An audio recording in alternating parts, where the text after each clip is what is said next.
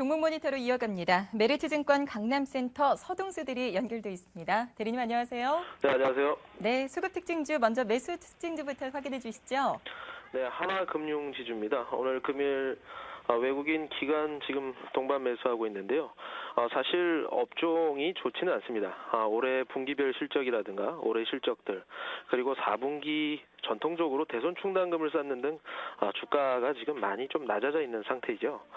어제 미국의 GDP 성장률이 좀 발표가 됐었는데 예상치는 한 2.7%에서 2.8% 정도 나올 것으로 봤는데 GDP 성장률 3.1%가 나오면서 대폭 상회를 했습니다. 또한 주택 판매 또한 11월 달을 보면 504만 채가 거래가 되면서 저번 달에 비해서 5.9%가 늘어나는 모습이었는데요. 이런 것들 Q3에 좀 기대감이라든가 효과가 조금씩 나오고 있지 않겠느냐 조심스러운 좀 예상을 해보는데요. 이런 불확실성이 지금 계속 있는 상존하는 가운데 경기 회복이 된다면 가장 업사이드가 큰 업종 중에 큰 하나 업종이 바로 은행업이 아닐까 생각이 됩니다. 사실 국내 은행 같은 경우에는 기준금리 하향이 계속적으로 이루어지면서 순이자 마진이 계속 떨어지면서 좀 수익성도 많이 감소하고 이러한 배경들을 가지고 있는데요. 사실 그 중에서도 타사 대비해서 가계대출 중심의 대출 구조를 가지고 있는 하나금융지주 같은 경우에는 타사에 비해서 좀 건전성 부분에서 좀 좋은 모습들을 가지고 있다 이렇게 좀 말씀을 드리고 싶습니다. 아시다시피 외환은행을 인수를 통해서 이제 외형적인 성장을 했었고 또한 이런 부분들이 좀 비용으로 계산이 되면서 올해 같은 경우 좀 수익성이 좋아지지는 못했지만 2013년도에는 ROE가 2% 내지 3% 좀 개선이 이루어질 것이다. 외환은행과의 합병과의 시너지가 이루어질 것으로 좀 보여지고 있고요. 사실 동사 업종 내에서 건전성이 탁월하다는 점, 그리고 PBR이 0.47밖에 되지 않을 정도로 밸류에이션 매력도 가지고 있는 것도 포인트로 가져가야 되겠습니다. 네, 외국인 매수에 상승하고 있는 하나금융지주 확인해봤습니다. 이번에는 매도 특징주 봐주시죠.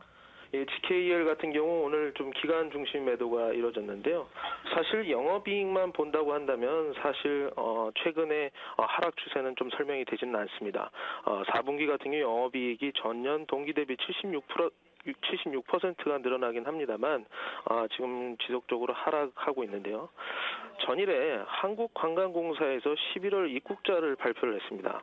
그런데 전체 입국자가 3.2%가 줄어든 것으로 나타났었거든요.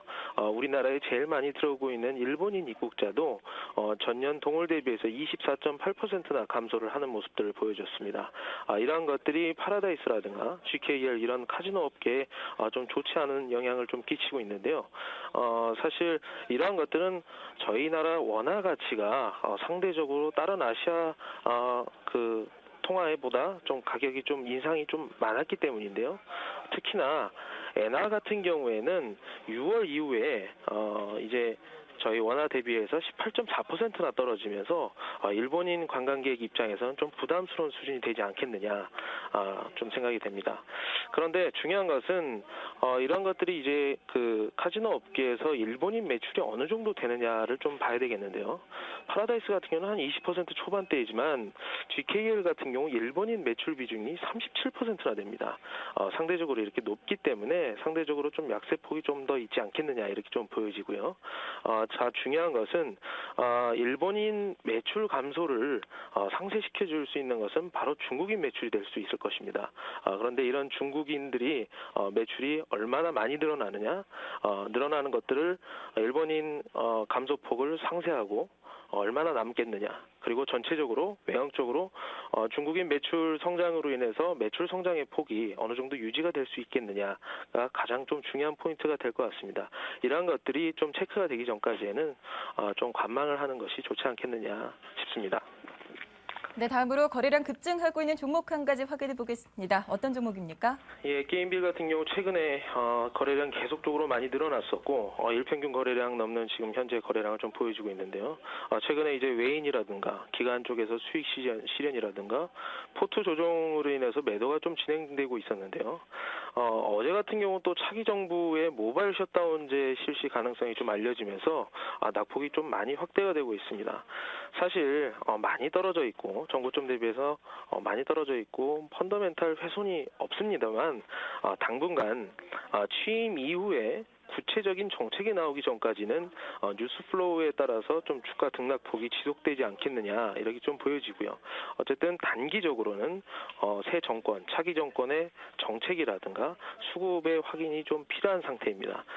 그렇지만 좀 중기적으로는 저는 좀 다르게 보는데요. 중기적으로는 현재 모바일 게임 생태계에서 자체 개발과 퍼블리싱 비율을 좀 최적화하고 있는 업체인 만큼 국내 1위, 글로벌 20위권의 동사 경쟁력이 모바일 게임 시장의 파이 확대에 따라서 모멘텀이 좀 실적으로 나오지 않겠느냐라는 스토리는 어느 정도는 유효하다고 봅니다. 단기적으로는 좀 보수적으로, 중기적으로는 좀 긍정적으로 보실 필요가 있을 것 같습니다. 네, 알겠습니다. 끝으로 차트 관심주 받아보겠습니다. 어떤 종목 갖고 오셨어요? 예, 대덕전자입니다. 사실 3분기 실적 우려 때문에 이동평균선이 역배열에 있었었는데 이러한 것들이 좀 실적 호전으로 인해서 최근 한 달 전부터 이동평균선 정배열로 지금 전환되고 있는 상황입니다. 그러면서 좀 단기 조정이 이루어졌었는데요. 이동평균선이 지금 1,500원 정도에 계속 수렴을 하면서 좀 결집하고 있는 모습들, 좀 상방으로 갈 수 있지 않을까 이렇게 좀 보고 있습니다. 그 배경으로는 일단 4분기 실적이 좀 정상화될 것으로 좀 보여지고요. 2013년도 같은 경우에는 삼성전자형 시스템 LSI 이런 패키지 물량 증가세가 높을 것으로 좀 예상되고 또 하반기 같은 경우에는 플립칩 이제 스케일 패키지 같은 매출이 발생을 하기 때문에 이런 배경 때문에 우상향 트렌드를 좀 가져갈 수 있지 않겠느냐 이렇게 판단하고 있습니다. 네, 차트 관심주 대덕전자까지 확인해봤습니다. 오늘 여기까지 듣도록 하죠. 메리츠증권 강남센터 서동수 대리였습니다. 말씀 고맙습니다. 감사합니다.